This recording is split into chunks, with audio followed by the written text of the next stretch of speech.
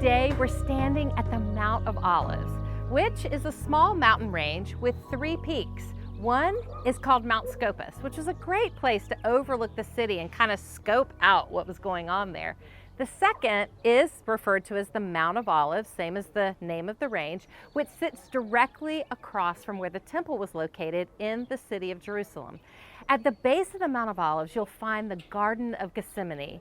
Then the third peak is the Mount of Corruption, where King Solomon allowed his pagan wives to build altars to worship false gods. This was not just a tragedy for that day, as we'll see later in today's lesson. But now I want to take you to 1 Kings chapter 3, which is where the verse is located that we'll park on today. We'll find a really interesting story here where God offers to give Solomon anything. The Lord is going to bless Solomon in whatever way he asks, and what Solomon asked for reveals that he understands the weight of the assignment of being a faithful leader. So I'm going to read you this, but then we're going to back up and read something that gives us a clue that though Solomon had a good heart, there were some misplaced affections that wound up doing a lot of destruction to Solomon.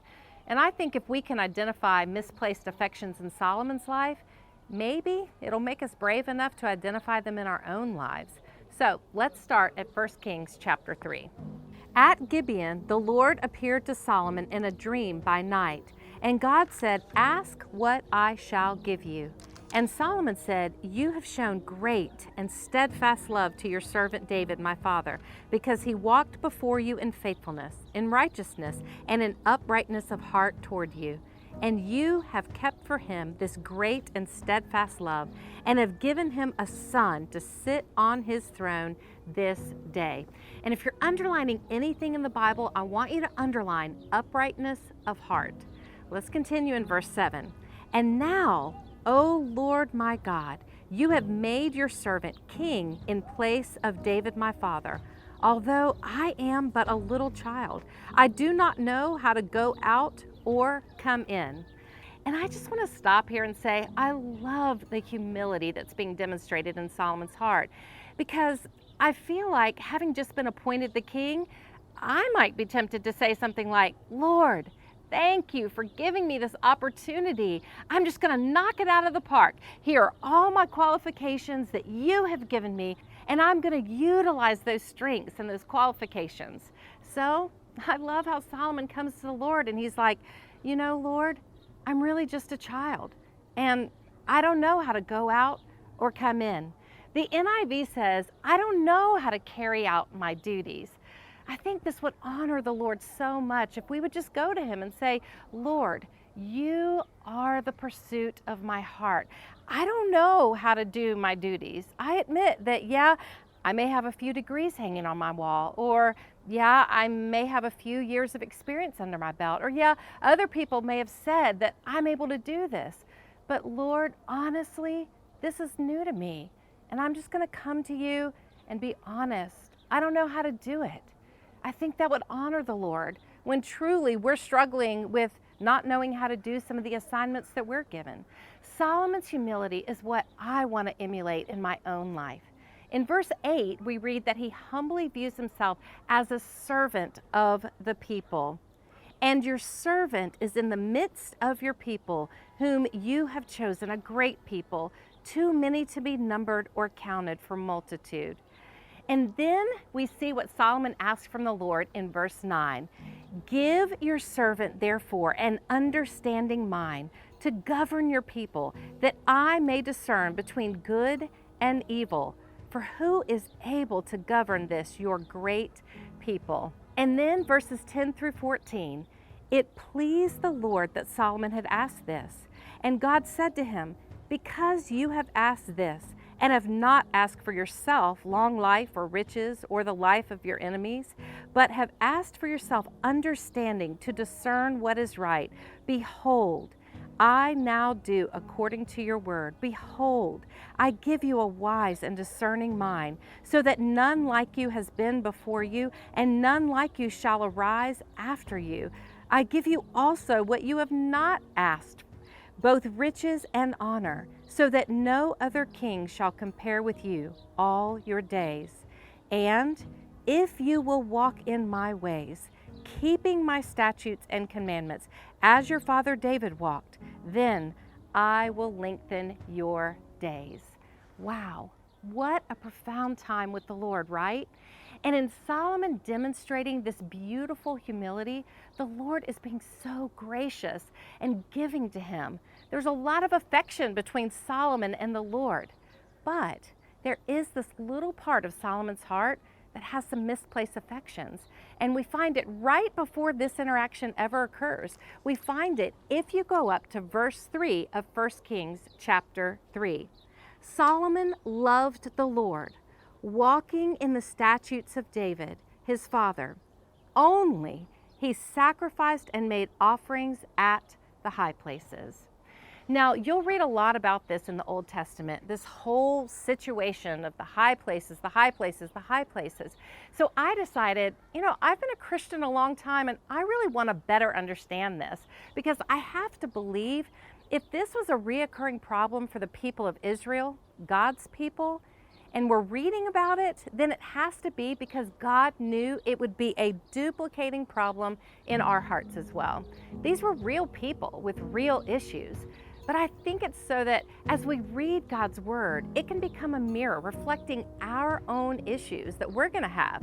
Because these aren't just problems of the people at that time, it's a problem for people all the time. So I did a little digging on the history of these high places with the amazing theological guru we have at Proverbs 31 Ministries, Joel.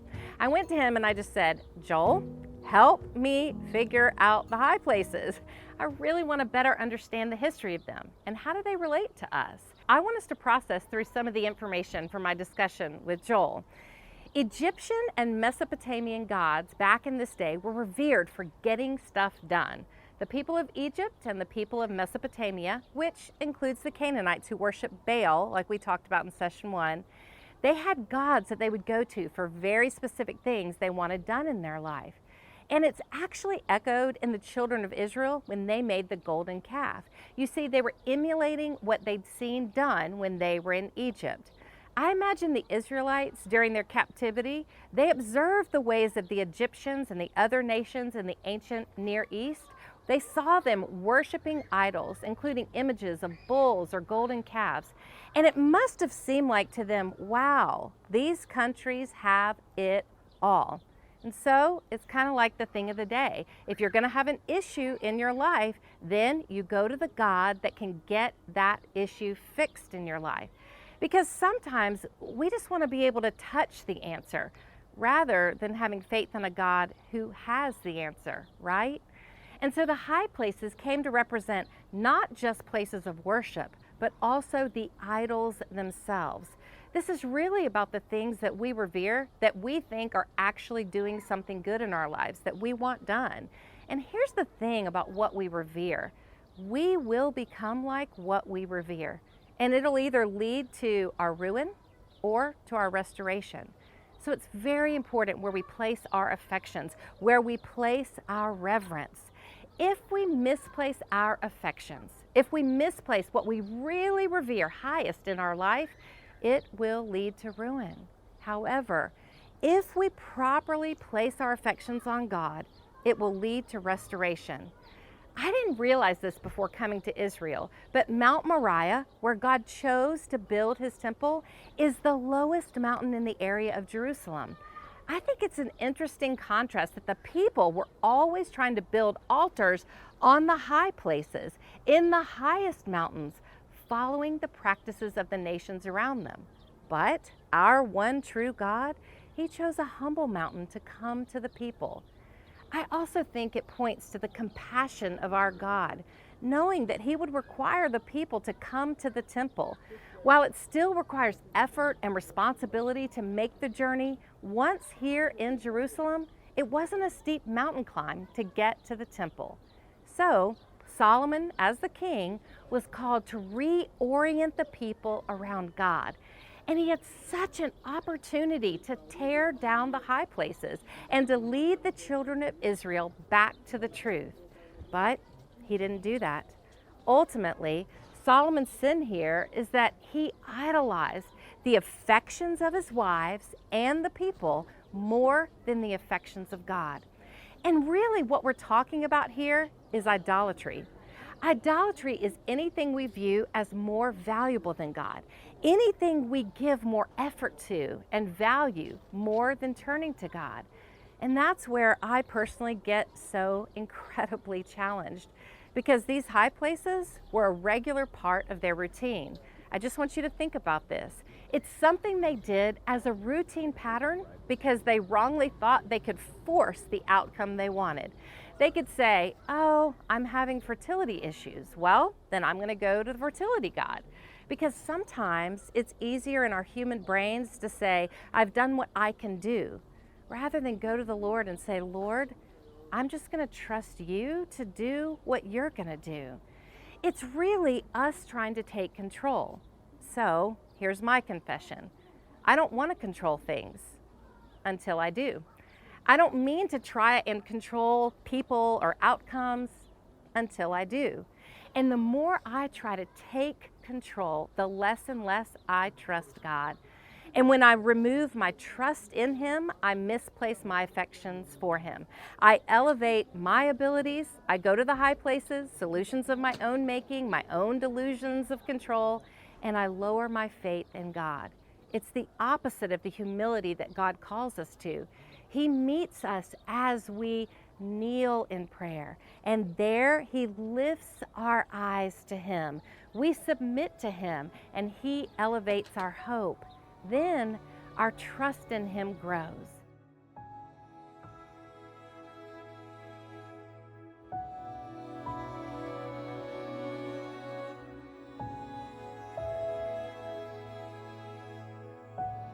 So now let me read the verse one more time from 1 Kings 3:3.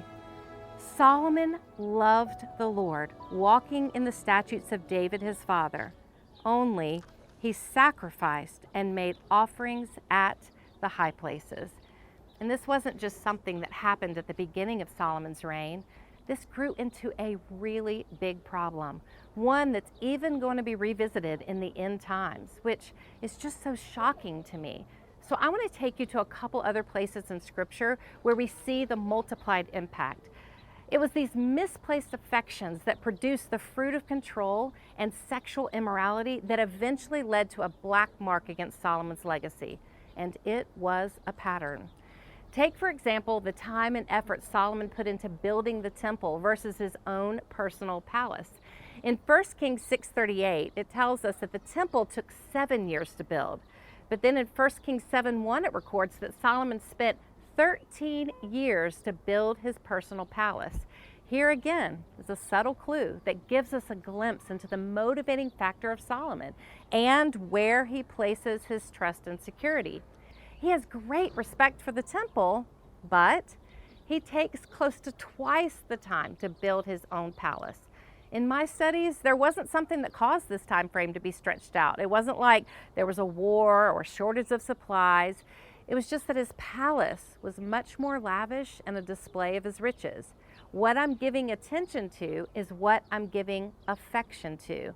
I need to pay attention to what I'm paying attention to. We need to be honest about outward indications of inward situations. Not only was he building for himself, but he was building for his foreign wives that he was instructed to not even take in the first place. He had to make space for his misplaced affections. We need to pay attention to this in Solomon's life so we can pay attention to it in our own lives. This isn't an accusation, but rather an observation. Now let's look at 1 Kings 10:23 through 24. Thus King Solomon excelled all the kings of the earth in riches and in wisdom, and the whole earth sought the presence of Solomon to hear his wisdom, which God had put into his mind. Amazing, right? Can you imagine being known as the wisest man of your time? There was no other king like him, right? But now let's look right after that in 1 Kings chapter 11, verse 1. Now King Solomon loved many foreign women, along with the daughter of Pharaoh. And then there's this list of all the ites, all the foreign women. Let's go to verses 2 through 4. From the nations concerning which the Lord had said to the people of Israel, you shall not enter into marriage with them, neither shall they with you. For surely they will turn away your heart after their gods. Solomon clung to these in love. He had 700 wives who were princesses and 300 concubines. And his wives turned away his heart. For when Solomon was old, his wives turned away his heart after other gods, and his heart was not wholly true to the Lord his God, as was the heart of David his father. Now, skip down to verse 7. Then Solomon built a high place for Chemosh, the abomination of Moab, and for Molech, the abomination of the Ammonites, on the mountain east of Jerusalem. Right here, this part of the Mount of Olives, the Mount of Corruption. You see, not only did he not tear down the high places, but he married these women who he clung to instead of clinging to the love of the Lord. He misplaced his affections. Marrying women from other countries also formed political alliances. It appears controlling his political and economic position was more important to him than wholeheartedly trusting God. He got his value system turned upside down, and the same thing can happen to us too. These wives who worshiped other gods convinced him that not only did he not need to tear down the high places, he needed to build them. And so it may seem like such a small little detail on a mountain east of Jerusalem that Solomon built a high place for his wives to worship their false gods. But this is actually a much bigger deal. The Mount of Olives is a significant biblical location, first mentioned in the Old Testament in 2 Samuel 15:30, when King David flees his son Absalom. Generations later, during Jesus' time on earth, he spent quite a bit of time here.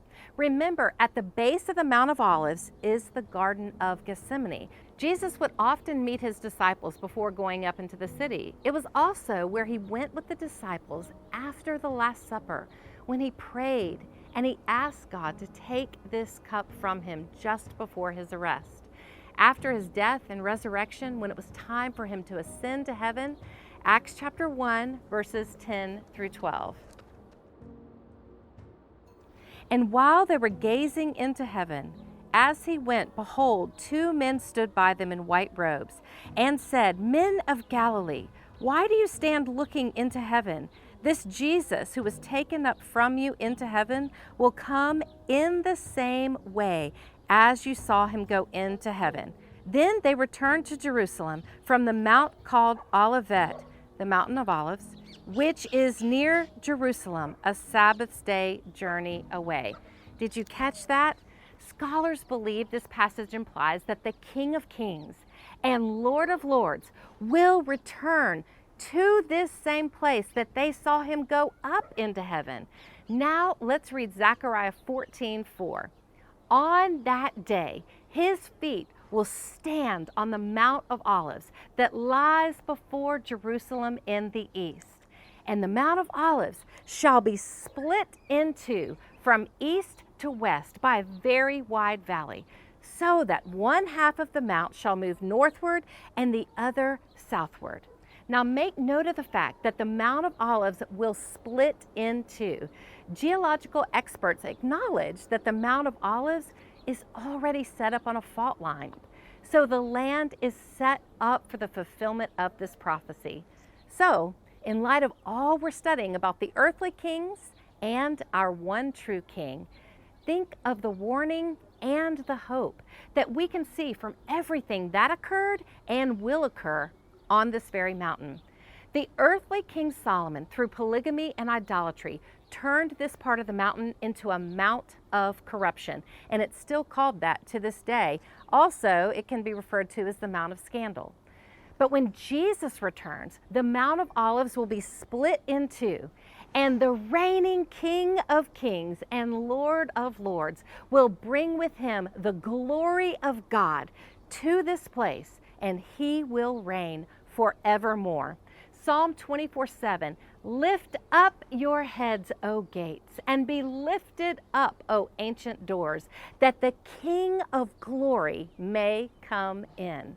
So, in this place where Solomon defiled the land, Jesus prayed to his Father, cried out to his Father, spent long moments of tender fellowship with those he loved. He returned to his Father, and then one day he will return from this very place indeed. Jesus once again provides a beautiful reversal and returns God's glory to what was defiled by Solomon's high places. It's so important for us to understand that Solomon continued to misplace his affections over and over. And a lifetime of misplaced affections does not go unnoticed. It affects us and draws our hearts further and further away from God. Friends, make no mistake, God takes this very seriously. When this mountain splits at Jesus' return, what a statement it is for the misplaced affections to be cut off. But what a powerful lesson for us to take God's word and hold it up and let it mirror anything in our heart where there are misplaced affections. God made it so clear. We are to do two things. We are to love Him and we're to love other people.